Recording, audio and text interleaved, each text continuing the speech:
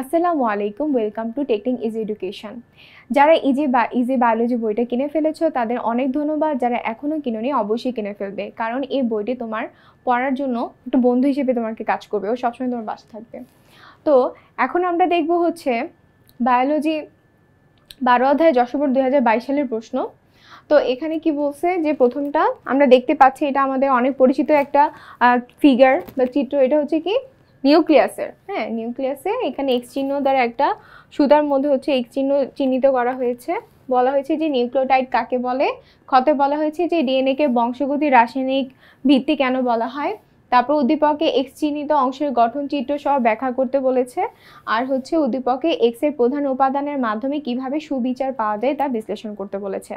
আচ্ছা, তাই নিউক্লিওটাইড মানে কি আমরা জানি হচ্ছে নিউক্লিওটাইড যদি ডিএনএ ক্ষেত্রে বলি যে 5 কার্বন বিশিষ্ট সুগার, তারপর হচ্ছে নাইট্রোজেনাস বেস আর অজৈব ফসফেট, এই তিনটিকে একসাথে বলা হয় নিউক্লিওটাইড।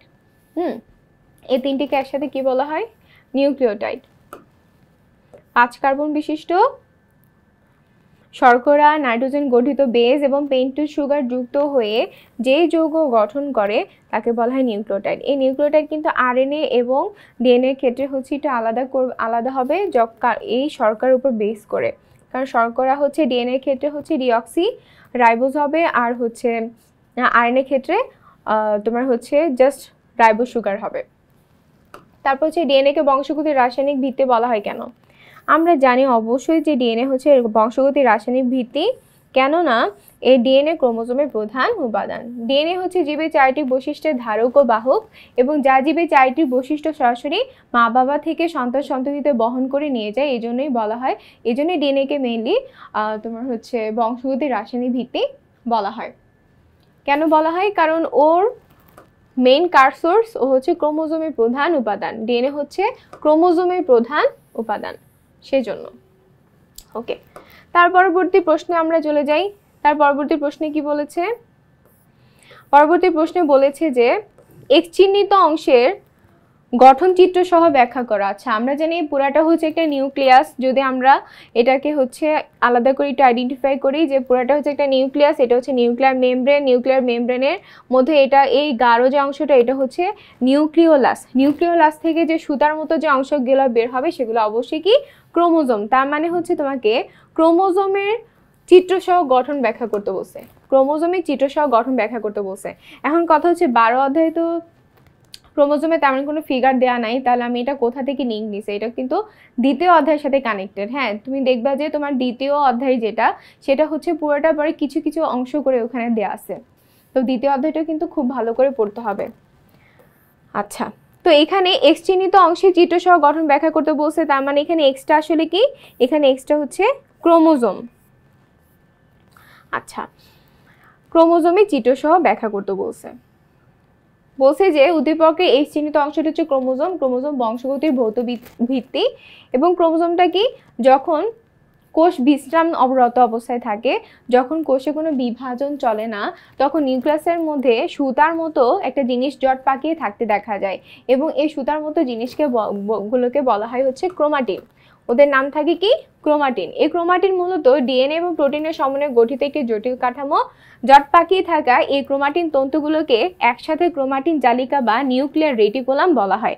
যখন তারা জট পাকিয়ে থাকে তখন তাকে কি বলা হয়? ক্রোমাটিন জালিকা বা নিউক্লিয়ার রেটিকুলাম।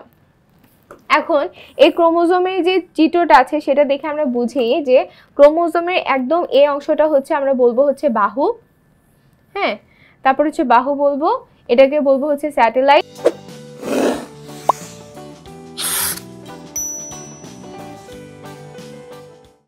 এই অংশটা হচ্ছে গৌণকুঞ্চন। এই ক্রোমোজোমের ভিতরে যে সুতার মতো অংশগুলো থাকে ওদের নাম হচ্ছে কি? ক্রোমোনেমাটা। তারপরে মাঝখানে অংশটা হচ্ছে সেন্ট্রোমিয়ার, যেটা হচ্ছে আমাদের সেল ডিভিশনে অনেক গুরুত্বপূর্ণ ভূমিকা পালন করে। এবং ক্রোমোজোমের ভিতরে যে এরকম জেলি সদৃশ বস্তুগুলো থাকে তাদের নাম হচ্ছে ধাত্র। এখন কোষ বিভাজনের সময় এরা কিন্তু মোটা এবং খাটো হয়। আমরা জানি কোষ বিভাজনের একটা সুন্দর একটা পর্যায় আছে, সেটা হচ্ছে মেটাফেজ পর্যায়।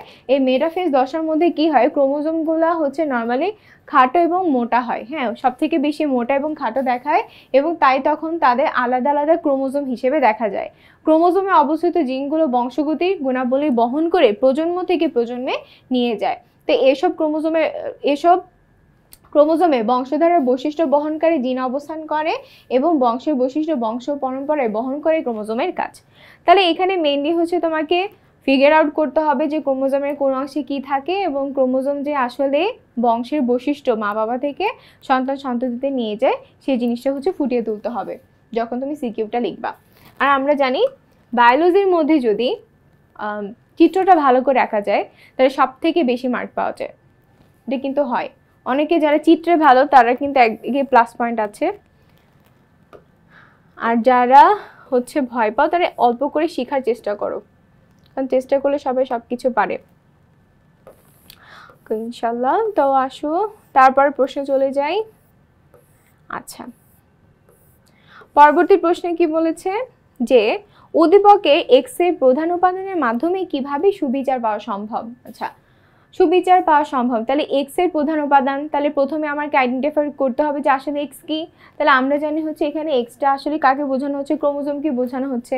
আর ক্রোমোজোমের প্রধান উপাদান হচ্ছে ডিএনএ, এবং ডিএনএ আসলে কিভাবে একটা সুবিচার পাওয়াতে হচ্ছে চেষ্টা করে এবং কিভাবে ওর মাধ্যমে সুবিচার পাওয়া যাবে সেটা কিন্তু আমরা ইতোমধ্যে অনেকভাবেই দেখি, যে বিভিন্ন ধরনের ক্রাইম যেগুলো হয়, তারপর হচ্ছে ফরেনসিক বিভাগে যখন যায়, অথবা কারো দেহ যদি পচে যায়, অথবা মা বাবা সন্তান আইডেন্টিফাই করতে পারতেছে না, বাবা সন্তানের স্বীকৃতি দিচ্ছে না, তো এই সব কিছু ক্ষেত্রে কিন্তু ক্রোমোজোমের যে প্রধান উপাদান ডিএনএ ও কিন্তু মারাত্মকভাবে ভূমিকা পালন করে।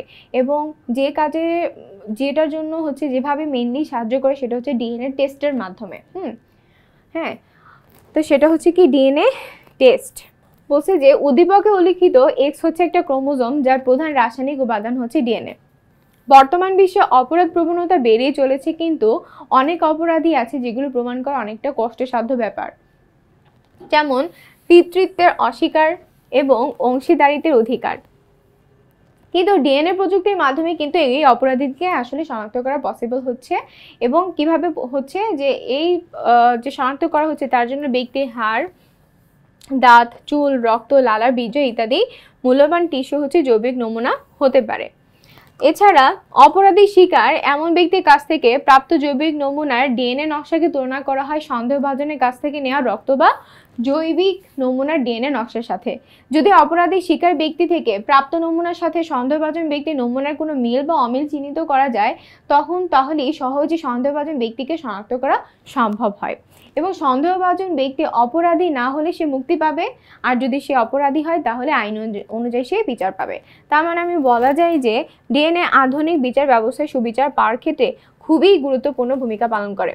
আচ্ছা, ডিএনএ যে পিতৃত্বের যে অস্বীকৃতি, এটা বাংলাদেশের পরিপ্রেক্ষিতে না হলেও বাইরের দেশে কিন্তু অনেক বেশি হয়। হ্যাঁ, তখন এটার জন্য তাদের হচ্ছে আদালতেও যেতে হয়। আমাদের দেশে এটা এত হয় না, আমাদের দেশে হচ্ছে অপরাধী শনাক্তকরণের জন্য হয়, কিন্তু বাইরের দেশে এটা কিন্তু অনেক বেশি প্রচলিত। হ্যাঁ, যে পিতৃত্বের যারা অস্বীকৃতি জানায় তাদের ক্ষেত্রে হচ্ছে ডিএনএ টেস্টের মাধ্যমে এটা নিশ্চয়তা করা হয়, বাইরের দেশে এটা বেশি হয়। তাহলে এই যে ক্রোমোজোমের যে চিত্রটা সেটা খুব ভালো করে শিখবে, এবং আমরা তো দেখলামই যে আসলে কিভাবে এই যে ক্রোমোজোমের প্রধান উপাদানটা সুবিচারে ভূমিকা রাখে। ঠিক আছে, তো এটাই হলো আমাদের যশোবোর্ড 2022 সালের প্রশ্নের সমাধান, এবং পরবর্তী সমস্যার সমাধান দেখার জন্য উপরে কিউআর কোডটি স্ক্যান করবে, এবং এ পর্যন্ত পাশে থাকার জন্য ধন্যবাদ। আসসালামু আলাইকুম।